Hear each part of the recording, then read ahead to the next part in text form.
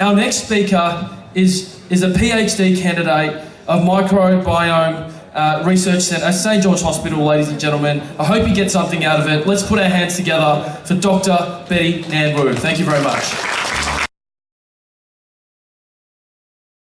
Good evening, everyone, and thank you so much for staying awake for this long. My name is Betty.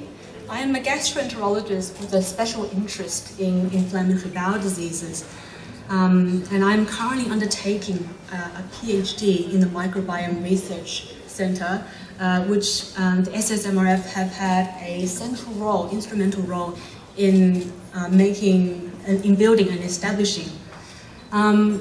我名字是吴楠，我是一个肠胃科的专家，但是我今年和下面2到3年会做一个博士研究免疫性肠炎，就是克隆病和溃疡性肠炎。我的中文就到此为止了啊，我下面就是用英文说了啊。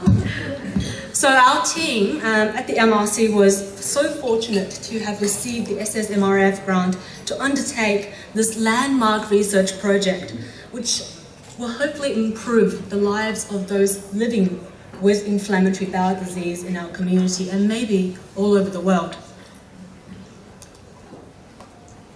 Okay. All right. I've put up some diagrams on the PowerPoints on either side. I'm mindful that it's quite close to dinner, so I'll be as generous as possible. Basically, in inflammatory bowel disease, our own immune system destroys our intestines. It causes pain, bloody diarrhea, and chronic fatigue. We still don't know what exactly causes it, and that's one of the questions our research hopefully will answer. But so far, we think it arises from a perfect storm of conditions. You have someone with the wrong genes, and they harbor the wrong bugs in their gut, and then they're exposed to harmful elements in their environment and diet, and then they get the condition. And the worst thing is, this disease is often diagnosed at a very young age. The mean age of diagnosis is 21. Sometimes children are diagnosed. And it has a huge impact, as you can imagine, on the individual, on their loved ones and carers, and of course on our community as a whole.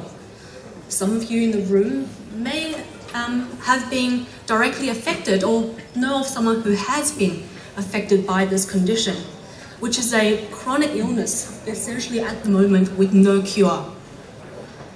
And it's not surprising that it's common because Australia has one of the highest rates of inflammatory bowel disease in the world, with approximately 1 in 250 affected. In the St George and Sutherland Shire, our own local community alone, we estimate about 2,000 sufferers currently exist. And this number is expected to increase. We expect there to be about 100,000 Australians living with this condition in the next 5 years.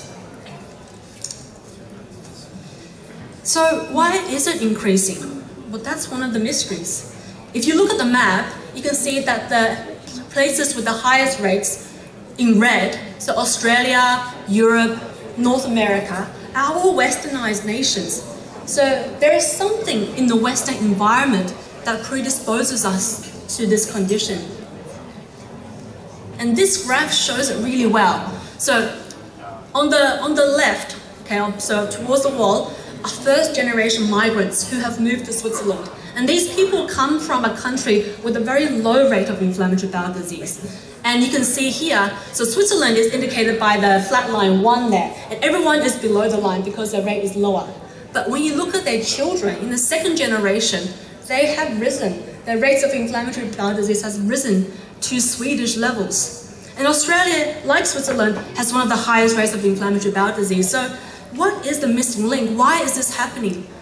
Well, there is something in the Western environment. And to put it crudely, things that we have that the developing world haven't got as much of is processed foods and abundance and sometimes overuse of antibiotics. These things that we put into our gut alter the bugs that live there. And they get rid of the good ones, and then you end up with bad bacteria. So we think it's the bad bacteria that the environment is promoting that is driving the rates of inflammatory bowel disease. Now, if this is really that simple, we would have found the cure already. The number of bacteria cells in our body outnumber our own cells 9 to 1. You're 90% bacteria, in fact. There's more bacteria cells here than there are human cells. So trying to understand them is even more challenging than understanding human genetics. And what we need are large samples. This is why we are undertaking this study, which is called the Australia IBD Microbiome Study. This is a collaborative effort between 16 hospitals, and we're proud to say that St. George is the headquarters, it's the lead site. Over the next 5 years, we hope to recruit 1,000 subjects, and we will obtain their samples over a 2-year period each, generating a huge data set. The data we collect will be about their lifestyles, their symptoms, findings on their camera tests or colonoscopies, along with biologic samples. And why are we doing this?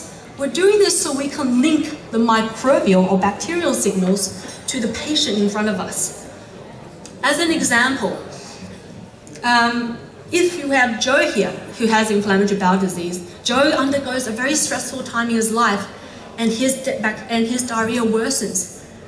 If in that point in time we detect a surge of bad bacteria, could there be a link between stress, bad bacteria, and worsening symptoms in inflammatory bowel disease? On the other hand, say Sophie has adopted a new exercise and diet regime, and this is causing a change in her microbiome or the bugs in her bowel. And then Sophie experiences a period where her disease is under good control. So is there a link?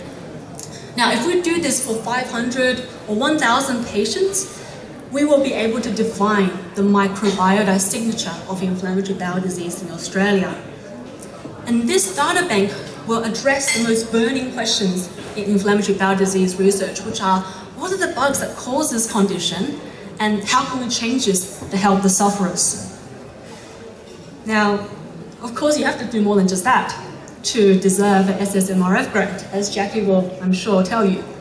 So what we are also doing is the St. George and Sutherland IBD project, which is a more short-term but immediately community-focused project.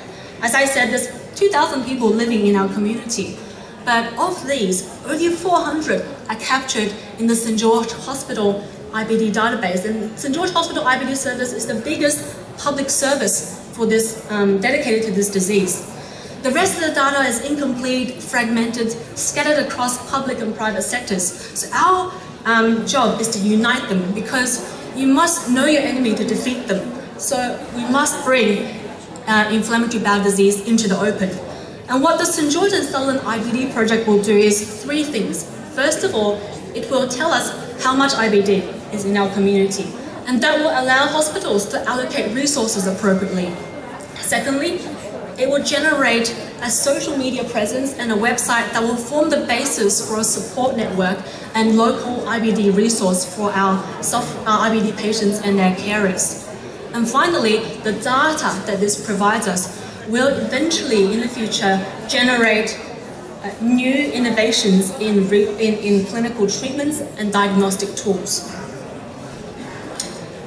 So this is where we are now today. We've got another 7 months to complete, but basically we have already recruited 100 subjects to the study. The posters have been distributed to a number of private gastroenterology practices and GP practices. We hope in the future to, in the next 6 to 8 months, recruit over 200. And this will keep going until we have captured everything in the community. So thank you guys so much for your attention. I'm sure dinner is coming soon. I'd like to thank the AIM study team as well as the St. George clinical team who have been instrumental in making this happen. And of course, SSMRF, without whom we would not be here today. So I'll just give a little plug for our project. This is our recruitment poster. Now, in addition to patients, we also want healthy poop. So we would like healthy controls to join our study. If you are interested or you know of someone who's interested, feel free to photograph that poster and distribute and share. Thank you very much, everyone.